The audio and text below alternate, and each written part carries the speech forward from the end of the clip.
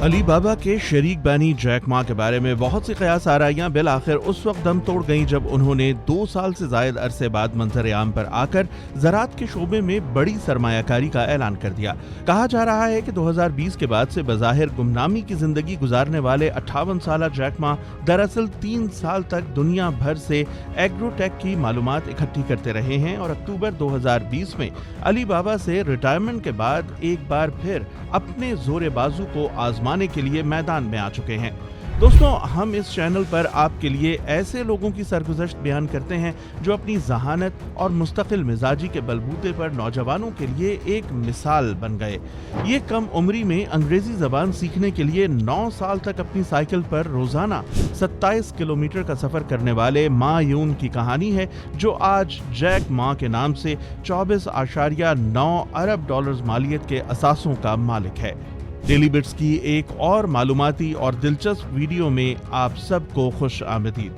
Viewers, चीन के शहर हांगचो में रहने वाले जैक मा को अंग्रेजी सीखने का जुनून की हद तक शौक था और इस मकसद के लिए उन्होंने 12 साल की उम्र में अपनी जमा पूंजी से एक पॉकेट रेडियो खरीद लिया ताकि उस पर अंग्रेजी प्रोग्राम सुनकर अपनी सलाहियतों को बेहतर बना सकें। कुछ अरसे बाद जैक ने अंग्रेजी की प्रैक्टिस के लिए हांगचो आने वाले गैर मुल्की सयाहों के लिए गाइड के तौर पर काम का आगाज कर दिया और उन्हीं सयाहों में से चंद एक के साथ खतो किताबत का भी आगाज कर दिया। उन्हीं में से एक कलमी दोस्त ने मा यून को जैक मा कहना शुरू कर दिया क्योंकि उसका ख्याल था कि गैर चीनियों के लिए मा यून का तलफ़्फ़ुज़ मुश्किल हो जाता है। जैक मा को 13 साल की उम्र में स्कूल से निकाल दिया गया क्योंकि उसे अक्सर दूसरे बच्चों के साथ लड़ने पर सजा दी जाती थी। 1982 में जब कॉलेज में दाखिले का वक्त आया तो जैक को मैथमेटिक्स में सिर्फ 1 नंबर लेने की वजह से दाखिला देने से इनकार कर दिया गया। जैक मा ने अपने एक कज़न के साथ करीबी होटल में वेटर की मुलाजमत के लिए दरख्वास्त दे दी,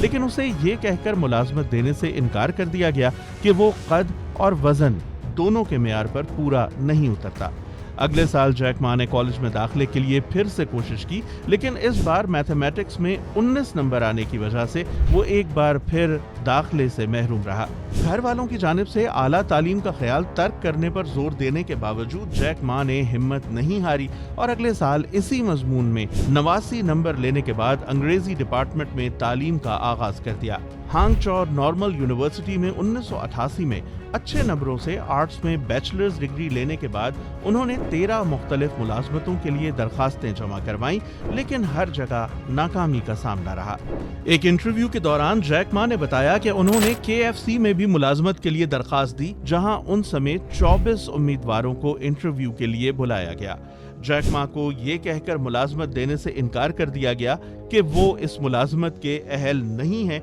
जबकि बाकी 23 उम्मीदवारों को मुलाजमत पर रख लिया गया। आखिरकार जैक मा ने त्यांज यूनिवर्सिटी में लेक्चरर की हैसियत से मुलाजमत का आगाज किया। जैक मा ने 1994 में इंटरनेट तक रसाई हासिल करने के बाद अपनी पहली कंपनी हांगचो हाइपो एजेंसी की बुनियाद रखी, जहां से ट्रांसलेशन की ऑनलाइन सहूलत फराहम की जाती थी। अगले साल हांगचो म्यूनिसिपल गवर्नमेंट की जानिब से जैक मा समेत चंद दीगर लोगों को सैर व सयाहत के लिए अमेरिका भेजा गया। वहां पहुंचकर जैक मा पर इंकशाफ हुआ कि अमेरिका में लोगों की अक्सरियत चीन और चीन के मारूफ मशरूबात के बारे में बिल्कुल भी वाकिफ नहीं। ऐसे में उन्होंने अपने चंद दोस्तों के साथ मिलकर चीनी मशरूबात के बारे में मालूमात फराहम करने के लिए एक सादा सी वेबसाइट तैयार की। उस वेबसाइट की लॉन्च के बाद सिर्फ 3 घंटों के अंदर जैक मा को बहुत सी ईमेल्स मौसूल हुई, जिनमें लोगों ने उसके और वेबसाइट के बारे में दिलचस्पी का इजहार किया था।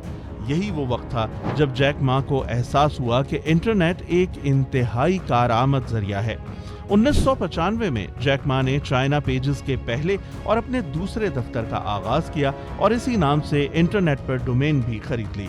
इस कारोबार ने सिर्फ 3 साल के अरसे में तकरीबन 6,42,998 डॉलर का मुनाफा हासिल कर लिया। जैक मा ने 1998 में चीनी वजारत बराए गैर मुल्की तिजारत और मुआशी ताउन के ज़ेरे इंतजाम बीजिंग में एक टेक्नोलॉजी कंपनी की बागडोर संभाली, लेकिन अगले ही साल मुलाजमत तर्क करने के बाद अपने शहर वापस आकर 18 लोगों के साथ मिलकर 5 लाख चीनी युआन के सरमाए से अली बाबा की बुनियाद रख दी। मुख्तलिफ कारोबारी इदारों को एक दूसरे के साथ राब्ता फराहम करने वाली ये कंपनी सिर्फ 4 माह के मुख्तसर अरसे में अमरीकी और जापानी बैंक की जानिब से $2 करोड़ 50 लाख की सरमायाकारी हासिल करने में कामयाब हो गई।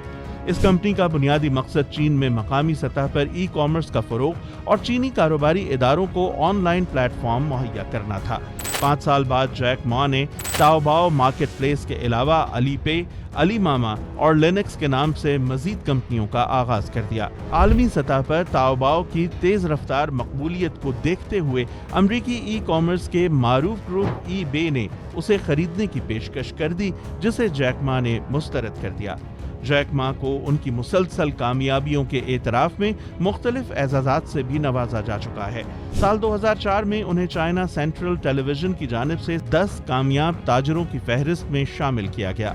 अमरीका समेत मुताद्दिद ममालिक के कारोबारी हलकों और जरीदों की जानिब से जैक मा को बाअसर शख्सियत करार दिया जाता है। उन्हें 2013 में Hong Kong university of science and technology की जानिब से डॉक्टरेट की एजाजी डिग्री से भी नवाजा जा चुका है, जबकि 2017 में फिलिपाइन की डी लॉसल यूनिवर्सिटी की जानिब से उन्हें डॉक्टर ऑफ साइंस और 2018 में हांगकांग यूनिवर्सिटी की जानिब से डॉक्टर ऑफ सोशल साइंसेज की एजाजी डिग्री तफवीज की जा चुकी है।